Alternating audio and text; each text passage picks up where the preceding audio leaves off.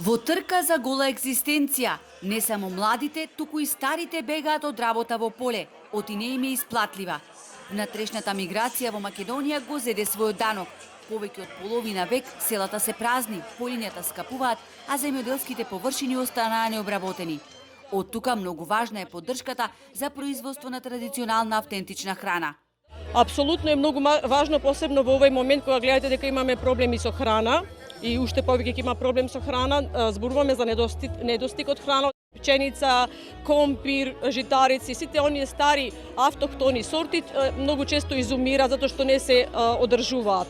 Поддршката на домашното производство е важна не само од економски аспект, многу е битно и од промотивен аспект, бидејќи секој кој што ќе дојде во Македонија сака да ја проба локалната храна. Доказ за тоа е манифестацијата "Вкуси го Охрид локално". Ова е Македонија во мало. Македонија, презентација на Македонија преку храната. Значи, храната е огромен, покрива огромен дел од традицијата во Македонија и нормално. Тука се исплеткани нели везовите и на историјата и на минатото. Манифестацијата на која беа презентирани македонски производи предизвика голем интерес и кај домашните и кај странските туристи. Некои од нив на течен македонски јазик со гордост кажаа дека умеат и да ги приготвуваат македонските традиционални јадења. Јас знам да мајче напра, јас знам пиперки да першем, јас знам. Најубава Македонија, вратен сум сега од Енглеска, извидов, ми е мерак да останам овдеки. Во Прилеп тутун берев, рацете ми беа испукани. Ама денески овдеки што јадам, ефтина работа, сето е. Да ви јалав, значи. Се помал е бројот на локалните производители, оти во денешно време премногу е тешко, велат, од финансиски аспект да се почне со работа како домашен производител. И сметам дека е од клучно значење за македонската култура, за традицијата, па и за нас самите производители, нели, како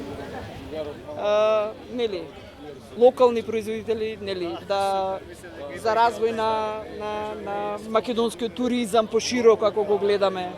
Јас нема врска што е ни Тартуф, ни така да се заинтересирав малку, купив куче од Србија, почнав да го тренирам, да го учам.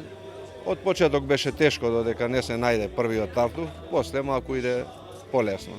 За производство треба ти доста инвестиција, да се инвестира. Па треба, кај нас обично мали количини имаме, пошто е ова домашно производство, значи нема конзерванси, нема ништо во него, се е природно. Познавачите на приликите сугерираат час поскоро да се поттикне предприемачкиот дух кај младите кои масовно се иселуваат од Македонија. Нашата земја е позната по гурманските специјалитети, македонската ракија и многу други автентични производи кои треба да се презентираат пред светот како дел од нашата традиција.